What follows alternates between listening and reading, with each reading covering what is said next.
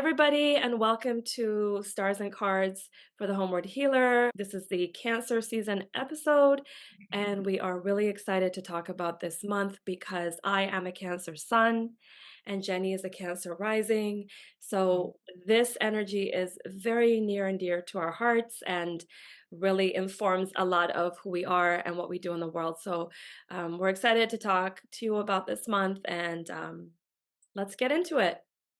I just wanted to start by saying, prior to this, and I was like, do we put this in the podcast or not? But um, I woke up, my child hadn't slept well, and we were rushing, we were late for school.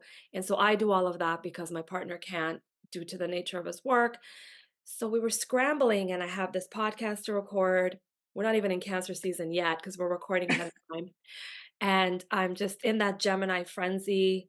I was rushing and I was like, this is so hard. Like, I'm like, do we talk about this on the podcast? Because I feel that there is not enough convo about the realness of this. Like, I was gonna literally bring my granola and eat it here. Like, that's my breakfast was granola with some fruit. I rushed 5 minutes before this to just eat, grab my coffee, and come here. And I thought I should just eat my food here, like with everyone I watching. know when we're having a chat. It's so true because remember when we were talking about doing this podcast, exactly like what we thought was like we want to imagine ourselves sitting around a table and everyone's has their cup of tea and we've got snacks and we just want to be sitting around having chit chats about what's going on. And we're like, remember how we were going to be like crone, we were going to do crone stuff. And both of us are like, I'm not sure how we feel about that yet. Yeah, Watch this space. Um, I feel like we're more like anti vibes right now. So when we talked about you being, anti vibes and things like that, so with our friends and everything else, so I think that's the vibe we want to bring. So why not? Like, why not bring your bowl I of know. granola and your tea and coffee or whatever else? I just felt like, I felt like I didn't wanna bring that, it felt like it had a frantic, kind of frazzled energy to it, but then I thought, like, it's okay. There's people tuning in that know exactly what that means. Like, I mean, we don't have a set audience for the show, but in reality, we're both sort of like trying to, get into the crone energy phase of our life and still have younger kids. And, and it's like this thing where we're identity wise, it's such a strange place to be, or the juxtapositions are beautiful and also very, um, different, right? And then there's the physiological aspect of things, which I'm always, well, not always, but recently talking about, which is like Yeah. perimenopause is a long process, right? It doesn't just, menopause doesn't just happen overnight. There's not enough conversations about this, but it does impact those of us who are neurodiverse or neurodivergent and have like, for example, ADHD or other things. It does actually has been shown to amplify those things and exacerbate them. So it makes, for me, for example, running a business, taking care of my child, it's actually proven to be so challenging. And Yeah. I wanted to put it out there because this is very cancer season. This is about us, like, you know coming to terms or acknowledging our inner world in so many ways, and the homecoming work you do, because that's cancer season. It's like this idea of like, how's our home, like inside and outside, because we're Yes. so connected. But Yeah, absolutely. I also think we are trying to come to terms with what our roles and our various roles and the roles that we play and how we show up and our identities, right? And so when we are, for example, older moms or geriatric moms, I was called because I was pregnant and past hate that 30. Geriatric. I'd rather be called a crone mother. That would be lovely. But, we both have, young children, and boys at that, and we both have that, but we're both, like, traversing and traveling this, perimenopause phase along with chronic illness, along with neurodivergence, along with. I felt that deeply in the Gemini season is, like, my identities. What are my roles? And where do they all blend? I think that's the part, is like, where do they all blend and push up against each other? Because it doesn't always blend. Let's be honest. It's so true, and, like, there's a sense of order as well that comes with Cancer season too because it, opposes Capricorn, and we're gonna get into sort of, well, we're having 2 Capricorn full moons, which is very rare, Ooh, very rare. exciting. So one is right after the solstice, it comes the next day Yeah, on the 21st, I know, I and love that. right, and I think there's something really potent about a full moon that comes after the solstice. So the Capricorn full moon is really setting the tone for this month quite a bit because it's, it starts the month off on the in many ways on the 21st and then ends with a full moon on the near the end. July Mhm, 21st is the full moon again. And honestly, like when we were talking about wanting some sort of order or structure or like a rootedness to get things done. And Cancer's just messy. It's like emotions and it's like let's bring it all in. I'm cool with it. We don't need to sift like we don't need order. We don't let's what's happening? Let's feel. Let's let yeah, our the home be feel, messy. let's feel everybody. You know? Everyone's like, "No, no." Mean, I think the thing is Cancer season gets a bad reputation in the zodiac for being so jarring because it does want you to come back home to self and your emotional landscape inside and everything. But this season doesn't necessarily, we both know doesn't rock everybody the same way because it really depends on your own chart. So like you and I, there's others who have Cancer placements who this is a great time for them. It's like a reset.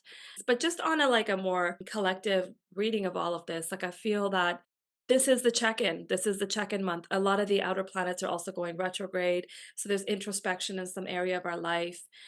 Depending, for example, like Pluto's retrograde right now, Saturn and Neptune are going retrograde this Cancer season. And like we need to slow down and pause somewhere. And what I was saying too about even like myself feeling like I've kind of been really rocked by the last bunch of months and I need to just to slow down. Where's my guiding light? Like where's my spirit team? They've been quiet. Well, maybe because I haven't Oh, had mine too. right? Mine too. That's so interesting. I Yeah. feel like they're doing what we're supposed to do and that like there's moments where you need to learn to retreat and like tend to things and it's almost like they're like, "No, no. We're not giving you more to heal right now until you've dealt with the shit you've got to deal with Oh, already." so I true. mean, said in the most loving way. I know if folks are listening, like when you see those numbers and the signs and like some of that has been so quiet for me. Mhm, And I don't know, I sometimes feel like I lose my way a little bit when I'm not connected. But I keep reminding myself I am connected. I'm mhm, always connected, but there's a reason, and maybe mhm, also Gemini season dragging us right into the psyche, into the mind. So if you sort of have that everyday practice of some sort to connect, it could be a great time to have downloads and mhm. everything. But most of us, like I said, we're juggling lots of things. We don't have that, time and space and privilege of being able to do that every day and Yeah, in a regular, steady way. And there's no judgment there. It's just like the realities of life. So I find Gemini season for me can become one where I just become too heady and then yeah. it almost blocks the messages, it blocks the spiritual connection, and then I get right into Cancer season, and it's like, "Hold on, let's check in." So I feel Yeah. like for me, this becomes a very deeply spiritual month. No, it's so true. It makes so much sense because I do think as well that Gemini is like there's an element of like being pulled in a million directions, whether it's with ideas or try this, no, we'll try this, no, we'll try this. And it's just like a bit and there's wonderful things in that because sometimes we come across things it's like outside the box thinking, right? But what we it does ask us to do is to stay with ourselves and all the parts of ourselves. And that can be really challenging. And I think it can be very heady, like you said. And the fact that it's all air anyways, like it's a lot of hot air, air energy and Gemini, it's like all your realm of thoughts. And then we're jumping into Cancer, which is literally like cooling, healing waters. It's like it comes gushing in. The tarot connections have some really practical parts to this, which is great because I don't think Cancer is known for its practicality, but the tarot's like, don't worry, it's not going to be pure chaos. Like we can, there's a container for this. Do you know what I mean? Because all water needs a Yeah. little container. Or you're just, like, in that wide, vast ocean, like, "Ah!" Yes, exactly. So how do we make that a safe, and that's such a great analogy because that can feel so triggering and so activating for so many people to be in these depths, right? Like even physically, when you go out and swim in the ocean, some people that sense of like limitless depth and it freaks them out. And it's that unknown underneath. And so emotionally it can be the same way. Yeah, And so it's like, do we need a floaty? We might need a little floaty. We might need to like, absolutely. yeah, stay closer to shore. We might need to just dip a toe in. We might need, so it is wonderful in that way, but there are some lovely practicalities that we can get into that the tarot offers. Maybe you can get into some of if you have suggestions for support. I Mhm, definitely think that given that every zodiac season is different every year because, mhm, while the sun keeps returning to the same zodiac mhm. sign, other planets are doing different things. So each month, each season is different, each zodiac season. And this one, we also have to take into account that Mars being in Taurus does give us a little bit of that. Oh, Yeah, it's moving. that's funny because the numerological link with the chariot, which is the Mhm, tower, which is ruled mhm. by Mars. So yeah, I was going to talk about that. That is wild that you said that. Isn't Okay. that wild? Okay, there you go. Is it wild though? Is it wild though? I just That's why we do this because you're the tarot expert, and and I you're don't the know these astro little woman. things, but yeah, I mean, it's for most of Cancer season, it's in Taurus, and I think there's a nice harmony there. I feel like the container you were talking about, perhaps this is that. Um, so it's a funny one. A lot of people don't realize if you are tarot inclined that the Cancer actually rules the chariot, and the chariot people are like, what? So chariot is ruled by Cancer, and it's actually about the shell that holds, like, you know, that expands or doesn't to hold our emotional realms so that it's like the container. And sometimes the shell can get a little tight. And sometimes I actually prefer an analogy thinking about like a backpack.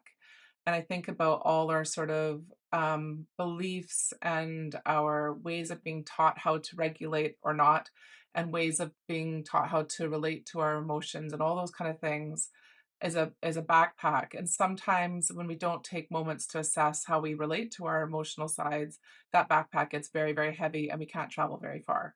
So it's like, I was saying that's in my mind, I was like, it's an emotional baggage check month. So we're gonna pull open the bag and we're gonna pull out all the stuff, or we're gonna pull out bits and pieces we feel ready to face, and how we relate to our emotional realms, how we relate to our intuition, how we or not, how we relate to our shadow sort of work. So there's like that internal landscape that we're going to explore, but we're going to try and explore it with a slightly lighter backpack than we have right now. So it's assessment. There's like a real assessment around it. And, when we take things out, we have a look at them. Mhm. It's like some things are good to go, put them back. Some things need a little tweaking before we put them back. And some things we need to leave behind. They're like heavy rocks that we don't need to carry anymore. This month, Cancer with this is very, yes, is assessment, but there's those cooling, healing waters as well that'll come in around it. So That's nice. you know yeah, it can. So that link between the 2 is more like, "Oh, something's happened here. I need to like, how am I relating to myself? I need Right, to recheck in here." And right. there's some lovely supports in with the High Priestess and the Queen of Cups. Again, it's like, "Oh, lovely," and then it's like, "Is it though?" Because they ask a lot of us. Mhm.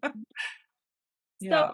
so here's the thing that's, kind of also interesting, just as a side note, because 'cause I'm like, for the folks that are listening to us who may be new and are like, "You guys, are not, like, using the tarot and astrology in the way that maybe they think we are," like, meaning, like, we're not divining. We're not using these things to tell people what's gonna happen in their life or Yes. so Invitational rather than yeah, predictive. Yes. exactly, because I think in some ways, like, when you say, these cards are gonna be and people might be like, "Well, what are these cards gonna do for me? Like, what do you mean?" Yeah. And I'm like, I think the folks who are listening in should know that, like, you use the tarot to, like, bring in healing insight for people in terms of, like, the messages are rooted in healing, support. So it's like using the tarot, well, it's called coaching with the tarot, obviously, but it's like this idea of like guidance through these modalities and Yeah. I use astrology in the same way, which is why we connect so well because we both feel that while we could divine and we could go there, we'd rather be about the journey as opposed to outcomes because I think we both Mhm. believe that there are multiple paths and that there Yeah. is some free will here. The energies are fated in some ways within us. I believe that. Mhm. There's that element of fate, meaning like you don't get to pick your natal chart. You're born with a set of energies. That's what your home is internally, energetically, but you can work with that. Mhm. My job is to like help you see that and do something about it. And you're doing the same thing. So our podcast is kind of like rooted in that kind of thing. So I always feel Excellent. like if someone was popping in being like, what? Like, what do you mean? The high priestess is gonna help me with that. Like, what does that mean? Like, I'm just You're like, right. I think sometimes we forget to really amplify that part of our work because I think a lot of people assume tarot and astrology is predictive only.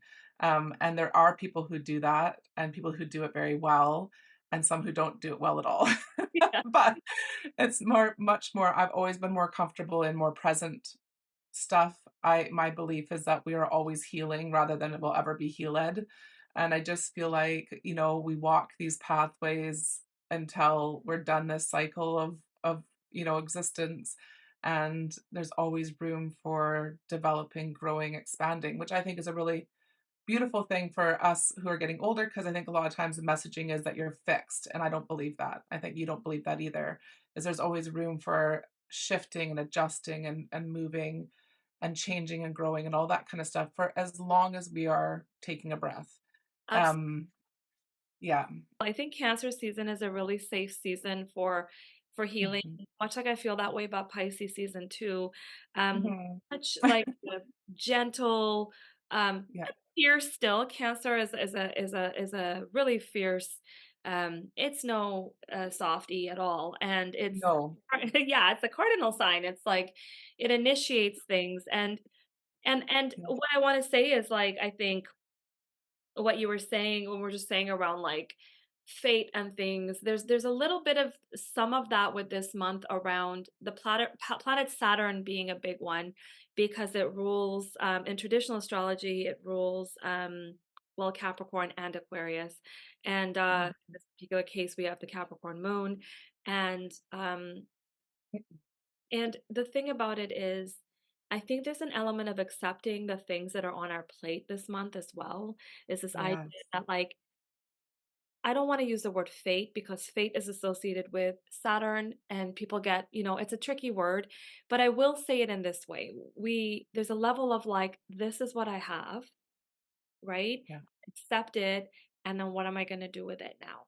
And as you were Yeah. saying, the backpack, like it's sort of like this is what I've got, whether it's like chronic illness or the state of the world. I'm not saying acquiescing and like just being like apathetic, but just go, Yeah. okay, so Now I what? A, B, C, and D, I thought maybe A, B, C, and D, like I all the things I thought might happen are not happening. Things aren't shifting. Let me just kind of like accept the reality of what's there and Mhm. kind of regroup. And I think this month does that. So even from like a social justice perspective, because I got to bring it there, I feel it's Oh this yeah.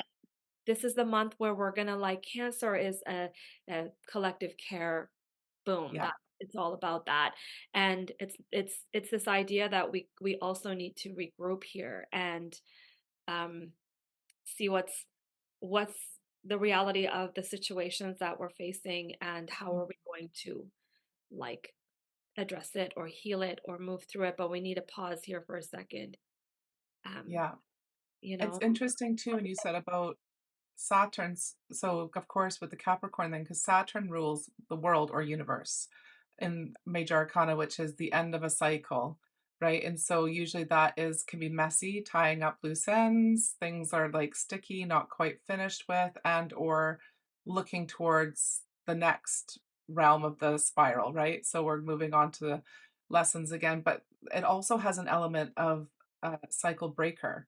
So there's opportunity there with things to change a path, to choose a different path maybe. Once we've done a cycle of work, do we wanna go do that all again? Or are we gonna do that again in a different way? Or are we gonna actually do it in a way we never even considered? There's, like, an element of, like there's a choice there too, which is kinda cool. So the fact that this season is bookended by Yeah. the Capricorn, which is the devil, by the way.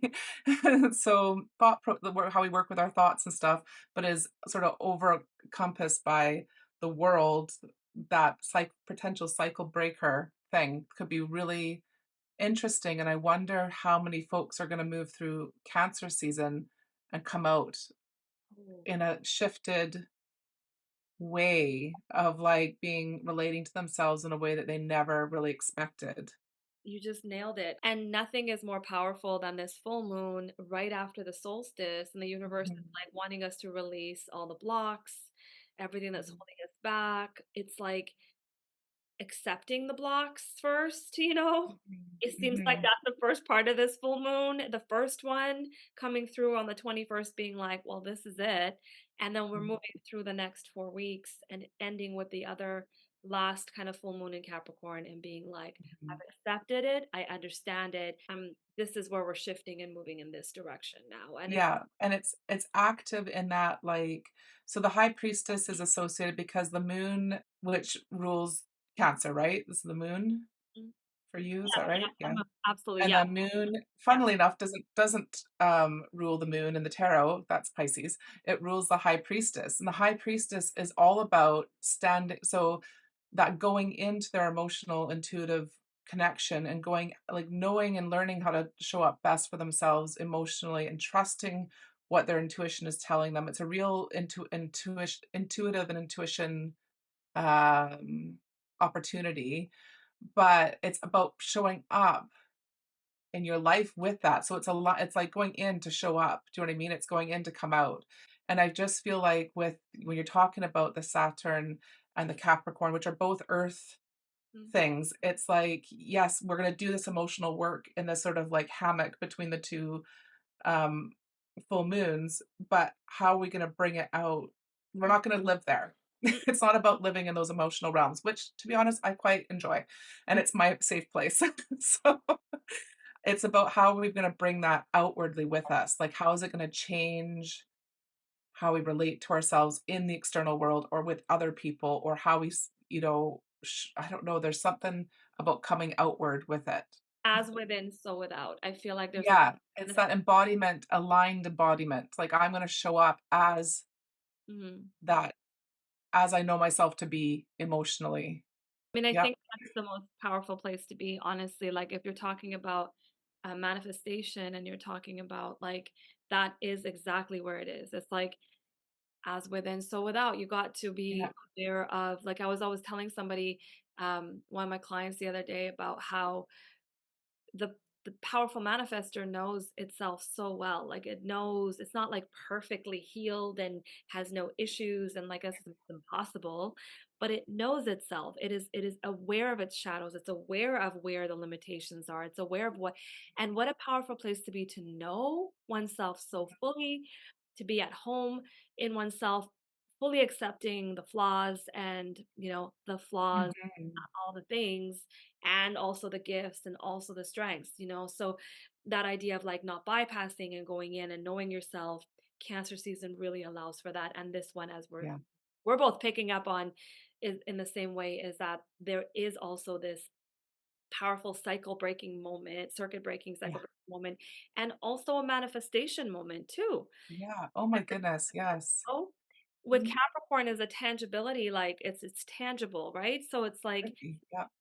and Cancer does, the thing about Cancer is it's intrinsically linked to the past. It's a past, so new beginnings are always born from that. It's when you know where you came from, you know where Mhm. you're going or where you'd like to go. And so Cancer is about the roots, it's about the foundations, it's about the upbringing, the Mhm. parenting, the inner child, the emotional body connected to all that came before us, even want to go back further, like past lives and whatever have you. So it's again, it's so beautiful with these two full moons because it's like what are we what's that going to be the outcome of this in a tangible way, like in an Mhm, impactful way, so we're not just mhm. dwelling in the emotions and getting stuck in there, like in that place. We want to have an outcome from this.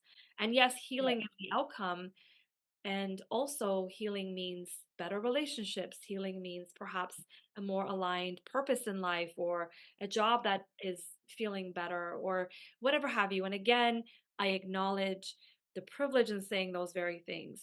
And also acknowledging that those things are important. It is important to feel self they action. are. It is. And I wish everybody had the privilege of being able to um, be, to heal, Mhm, to not be in a state of perpetual trauma. mhm. And I wish And everybody thought survival, I oh, know. exactly. And That's so our goal, isn't it? Like, that's what we're here for. If we get down to the nitty-gritty of it, is just like, we'll do our own so that others can do theirs, and also anything we can do to help support others accessing that is our exactly. collective work. Do you know what I mean? Is our collective support. Yes. Um, and I wanna just make a couple points too as well, because the high priestess sits on a throne. Queen of Cups is another support this time, and they sit on a throne. And throne, cards in the tarot for me are root system. Mm, Um, they're the root system of the tarot, and so it is about watering our root system. So I think this is a reminder for anyone who thinks their emotion work is frivolous, or their self-care is frivolous, is that there's a real sacredness to caretaking our most important foundational parts of ourselves. And part of that is our connection to our emotional realms. And the Queen of Cups is um, a reminder too that the importance of self-tending and the importance of taking time for retreat and to actually suspend ourselves at times, um, to allow that tending and healing to happen. And it's about how do we fold that into our everyday? Because let's be honest, as much as we would love to go suspend ourselves and retreat to tend, it's not always practical, mm, but we're about the practical magic. So how do we take moments, time to make a little tiny bit of retreat, a little bit of self-care in terms of tending? I prefer self-tending than self-care because I think that word's been ruined. Um, how do we take that how do we fold that into our everyday lives? How do we build it into our everyday lives? I believe we are here to live beautiful, loving, expressive, creative existences. I don't believe we're here to feed into capitalism. I don't believe we're here for war and famine and everything else. And we know everyone deserves this. We know everyone deserves those opportunities. yeah. And it doesn't mean you're not showing up and witnessing and being aware of it. It means that you are honoring actually what humans are, to me, in my mind, what humans are here for. That's really hard to contend with. Like, we all, especially the deeply feelings, we all carry a shit ton of guilt, like we do. I know we all do. And guilt is helpful to us to understand that there is privilege involved, but it's not helpful when it stops us from engaging more fully with our lives. My inclination is to always go into warrior mode.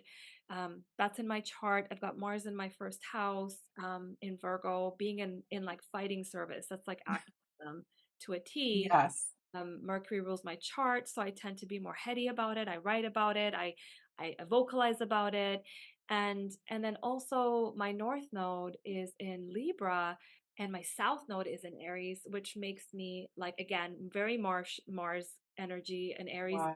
I come Yeah. I come as a warrior into this world. I come as a Yes, you have. warrior energy. But everything about my chart says, no, you're supposed to create art. You're supposed to bring all of that and now do something more. You're supposed to be at the level of interpersonal, connect with. These are all the things that are not my, like, North Node is not what you, in astrology, in a chart, is not kind of what is your forte, is not what you want to tend to go towards. And so Mhm. everything in my chart, my lessons have to do. So I had to tell people actually, and over the last couple of months, I was part of a lot of different groups. I was, getting involved, as you know, and Mhm. had to be like, guys, I gotta go do this a different way. Like, I'm working on my poetry book right now. Mhm. I'm still, supporting various causes in a different way, and but I felt Mhm. like my I'm being pulled into, like, using my creativity and my art to express, some of these things, like all those themes, but, like, in that sort of Venusian way, Venus type of energy about it, Yes. not A mo lover and a fighter. then Yes. someone else could be in the world the opposite, right? Someone else is being called to show up more, use their voice more, be more active. But I think this Cancer season, bringing it back to that, is exactly all those things, because even all this stuff we're talking about, it's sort of like even identity, like going back to Yeah. checking in with yourself to say, well, what feels right? Well, how can I show up in a way that feels right in my body? It feels right in my, like, how Oh. can I contribute, right? Which is why I feel a type of way about telling people how to show up. However, Mhm. I will also add to that that I think there's nothing wrong with nudging or telling people that, it's important to say something when something is actively being silenced, to call Mhm. in to say, use your platforms, not like, find a way to spread the message. I Yeah. also feel like there are also different ways that we could all show up for our world. Everything's connected. So whether it is the genocide in Palestine or Sudan or Congo or, various other parts of the world that are going through horrifying things, and also whether it's within our own imperial core Yeah. countries and the things that are going on here, Mm. there's lots of things. And there's then the climate disaster stuff. So it's like there is a way to contribute. All of us can in our own way, in some way. But as you Mm. said, without the self-tending, as you said so Yeah. beautifully, how are we going to show up even in the tiniest of Exactly. what's going And to I happen? think it's really important too to use this time. So one of the things is like we are always allowed to change our minds. We're always allowed to evolve and grow. And take and the moon is connected to this time of this season, to Cancer season. The moon has its phases, and so we have roles and jobs to do at all different phases of our existence, and we have different capacities for it at different phases of our existence. What I mean is that there's always something we can do, but honoring our phase that we're in, and honoring the responsibilities we have and the capacities we have Yeah. is really, really important. And who we are right now in this Cancer season, I like maybe every Cancer season is an opportunity to dive in and reconnect with our inner realms and our understanding of ourselves, and do that reassessment piece with the chariot and the backpack, because how I was showing up last year and connecting to myself last year is going to be very different to this year, and it'll be very different again to next year. And so it's honoring this phase as well, for being reminded by the moon, and that we will honor our phases and our cycles as well. I love that so much. I feel like that's a great place to kind of start, because it's so on point. That's exactly what it is. I think that is the greatest way to kind of sum up, um, this season. Also, adding that Capricorn with these two full moons, I also just wanted to add that it's this idea of ambition sometimes can run us down to the ground. This idea that, again, if the self tending isn't happening, and if this idea, as you said, the different phases and times and in our life and cycles of things, of which the moon is always reminding us of, the moon changes signs every 2 to 3 days. It's like a fast moving, you could just literally do a moon reading, like, for people Mhm. every day and every other day, like, so much, and it impacts us so much because it's so close to earth, and it is an important, kind of doesn't get talked about enough energy, because, and as you said, it's always reminding us things are not in the same place ever. Just shifts and changes are part of the process, and Cancer season wants us to become comfortable with that, and reminding that ambitious Capricorn that it's like you need to sometimes just chill out, regroup, and reassess, like, Yeah. you know And Capricorn is related to the devil, and the devil is like what comes up for you in those moments. Like what kind of be mindful of the language that comes up for you around the shoulds, around the should, like could have, should have, would have's, around like trying to compare yourself or reach heights or reach certain things by comparison rather than actually what's yours. So it's that external pull of like, and sort of negative, can be quite negative self-talk, that as motivation rather than going in. to seeing what's really up for you and who you are and showing up that way. I love all that. I love that little container of the full moons. That's going to be really interesting. Cycle breakers. Let's do cycle breaking. Definitely also solstice blessings. That's such a powerful time of Yes.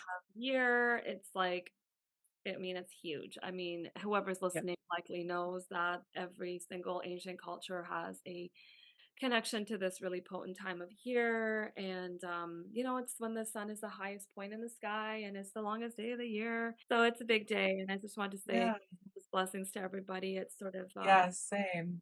you know, Oh, do uh, you know what'd be cool to do, Shadi, one day? We should compare our ancestral holidays I would love that.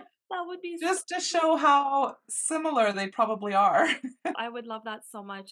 I feel like it's just so powerful to be in connection with energies, right? Just being aware of these subtle energies that are around us every single day, all the time. And those of us that are so sensitive can feel them Oh, and yeah. not understand why it is that all of a sudden there's a shift in us, like a mood shift, or there's a knowing, or there's a feeling. And I feel like more and more people were that way before, and just got more blocked and closed as things advanced to creating distractions and blocks for us. And mind you, I don't want to go back and live in those times, but I'm just saying Oh, that like, can be both and, both and. yeah, I can love that part of it, and also like the sort of modern world, but also how do we then, our job is to try to bring people Integrate it. so cancer, but bringing people to Yeah, the roots of those things, right? So yeah, anyway. absolutely. Oh, thank you, Shadi. That Very was cool. Thank wonderful. you, Jenny, as always. And we'll see everyone next month, Yeah, thanks for I joining us, guess. everybody. And as Yeah. always, feel free to message us, email us with any questions.